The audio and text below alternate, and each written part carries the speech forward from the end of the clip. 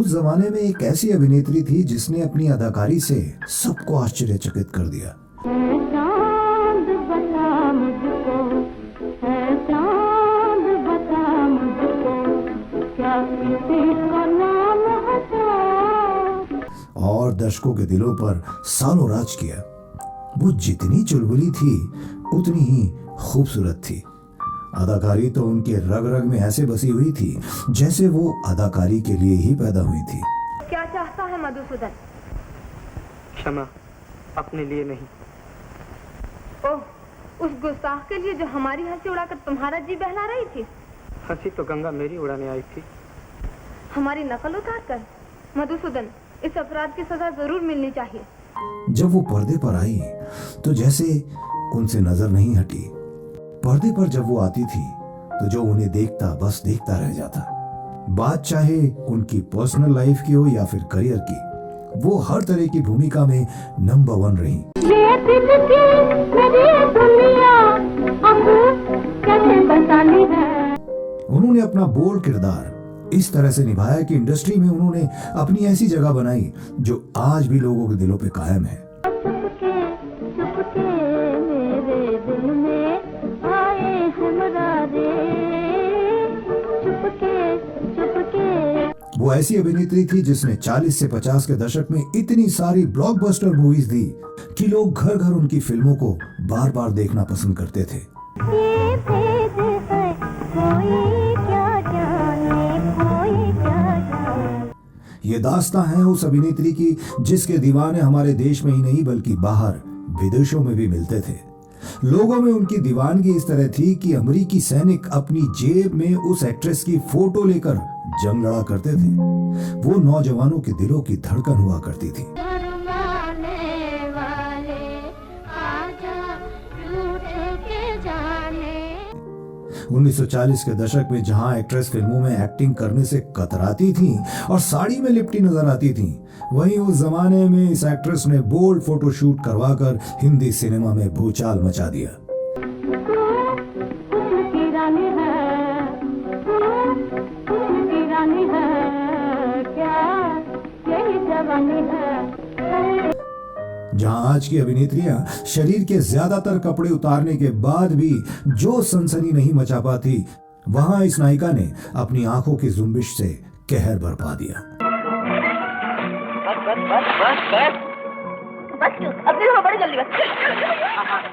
उन्होंने बहुत ही कम फिल्में की, लेकिन जिस भी फिल्म में उन्होंने काम किया वो सुपरहिट रही। लेकिन कुछ ही अरसे बाद आखिर ऐसा क्या हुआ कि अचानक वो बॉलीवुड से और फिल्मों से गायब हो गई। क्या है उनकी लव लाइफ की हकीकत और क्यों उनका देवर उनसे नफरत करता था, जानेंगे सब कुछ इनके बारे में। बस आप बने रहिए हमारे साथ हमारे चैनल बॉलीवुड इतिहास में।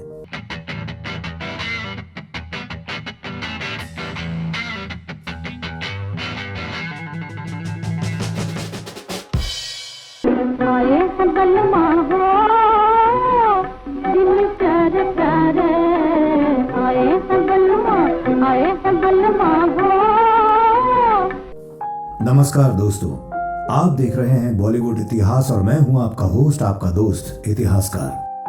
आज के इस वीडियो में हम बात करने जा रहे हैं हिंदी सिनेमा को शुरुआती दौर में जिन अभिनेत्रियों ने एक अलग ऊंचाई दी है।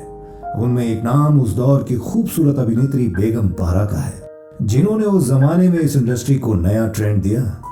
उस दौर में हर तरफ बेगम पारा के ही चर्चे थे। दोस्तों, बेगम पारा के जीवन के कुछ ऐसे अनूठे पहलू हैं जिन्हें जाने बिना उनके व्यक्तित्व और उनके जीवन दर्शन को पूरी तरह से समझा नहीं जा सकता। आइए इन सब सवालों पर चर्चा करने से पहले एक नजर डालते हैं उनके शुरुआती जीवन पर।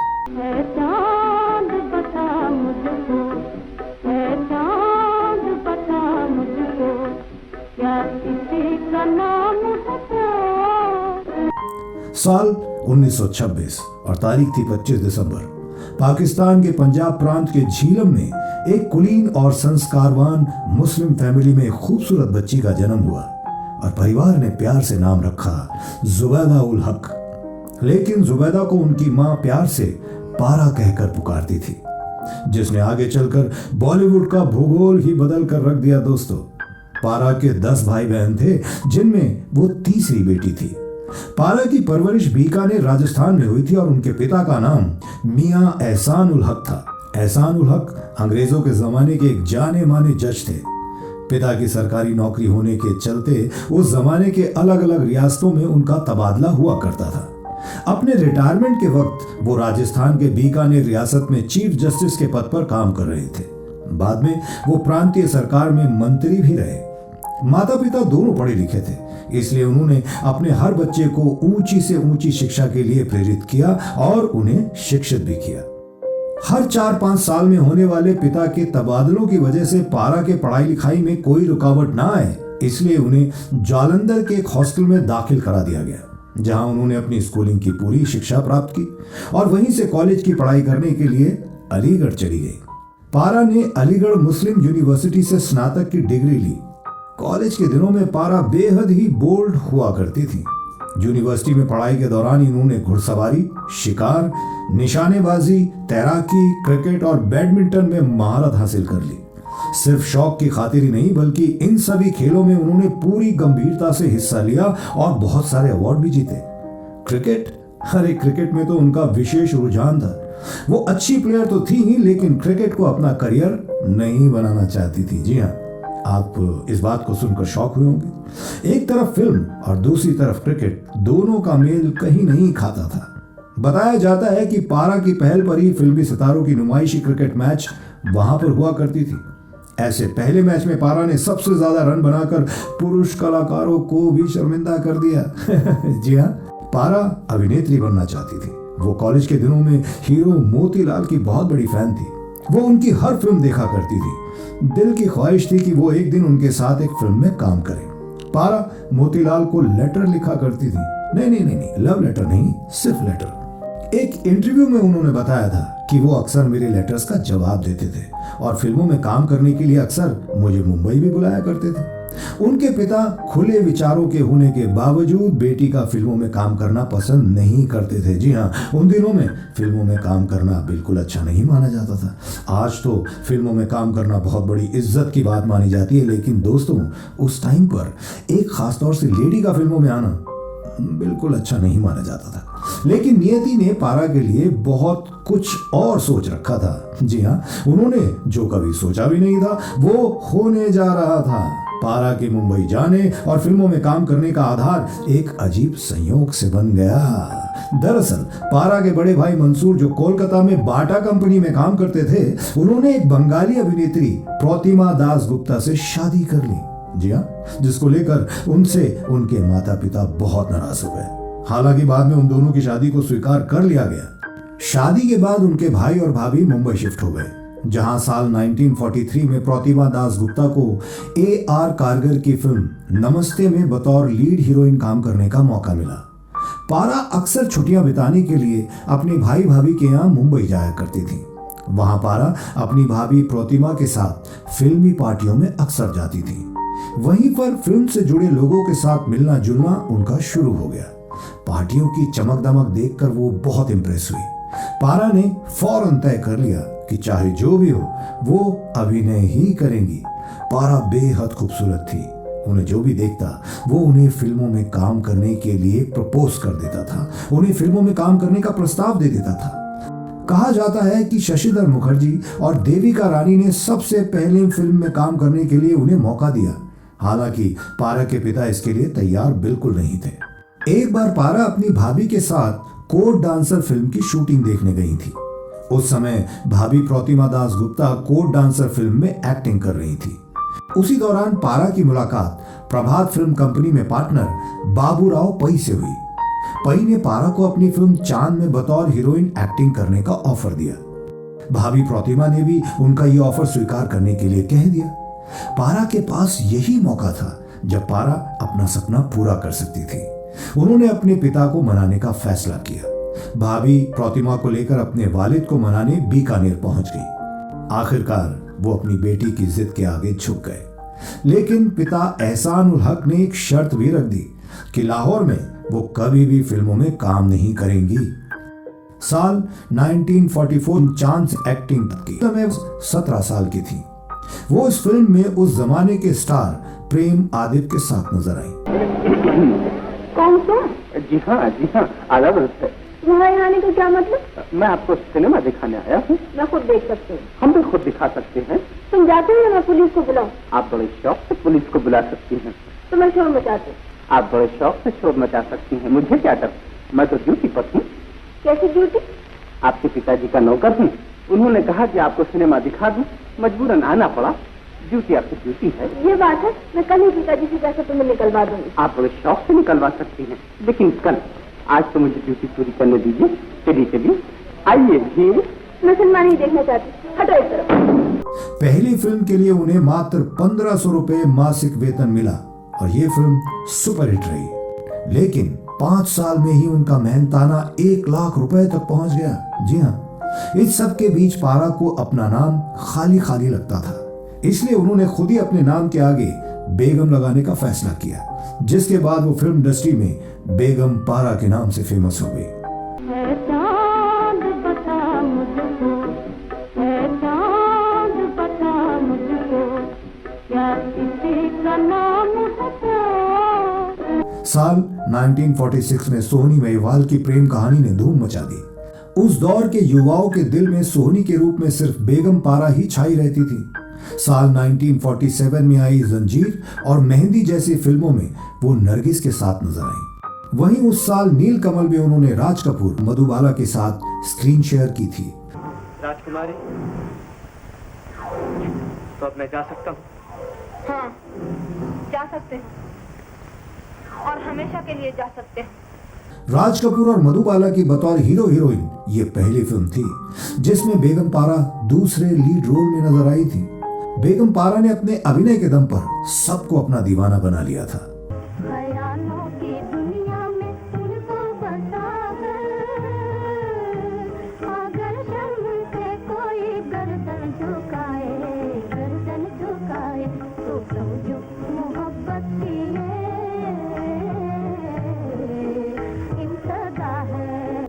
आलम ये था कि उनके चाहने वाले सुबह सुबह ही उनके घर के आगे उनकी एक झलक पाने के लिए खड़े हो जाते थे, जैसे आजकल अक्सर देखते हैं हम। इंडस्ट्री में बेगम की डिमांड बहुत बढ़ने लगी थी। सुहागरात, झरना, शहनाज बेगम पारा के जीवन की बेस्ट फिल्मों में से एक मानी जाती हैं, जिसके बाद उन्होंने 1940 से 1960 अगले 2 दशकों तक बॉलीवुड में राज किया है। 2 दशकों में उन्होंने सिर्फ 28 फिल्मों में काम किया, जिसमें साल 1953 में लैला मजनू, नया घर और पहली झलक की सफलता से पारा इंडस्ट्री की सबसे महंगी, जी हाँ सबसे कॉस्टली, सबसे ज्यादा चार्ज करने वाली हीरोइन बन गई। ये एक फिल्म का 1 लाख रुपए तक चार्ज करने लगी, जो उस जमाने में बहुत ज्यादा मोटी रकम हुआ करती थी। आसमां वाले तेरी दुनिया की